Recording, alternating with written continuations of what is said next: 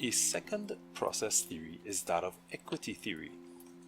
Equity theory refers to the perceived fairness in outcomes we receive relative to our contributions and the outcomes and contributions of others.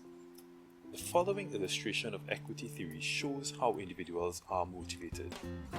Here, we see two main components: inputs and outcomes. Inputs refer to anything that people give up, offer, or trade to their organization in exchange for outcomes. For example, effort, experience, education, and so on. Outcomes are factors that an organization distributes to employees in exchange for their inputs. So for example, salary levels, raises, recognition, etc. Individuals compare their own outcome-input ratio with that of others. Let us consider an example of a student in OB class.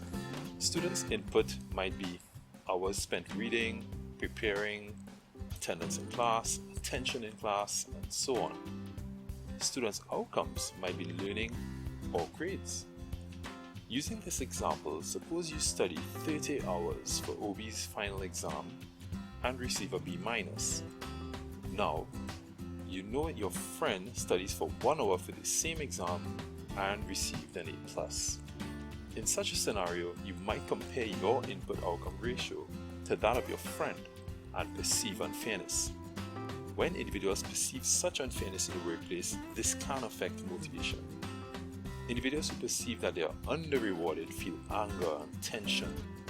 To restore equity, they can try to increase their outcomes for one, for instance talking to the boss or stealing from the company. Or two, they might shrink their inputs, for example reducing intensity and persistence of efforts. What do you think individuals do when they perceive that they are over-rewarded? Do they try to create equity? Well, some individuals may feel guilt and thus respond by increasing their inputs. For example, their intensity and persistence of effort in order to restore equity. In reality though, people often just readjust the way they conceptualize their inputs to make them seem bigger. This is what we call cognitive distortion. Of course, no one really tries to shrink their outcomes.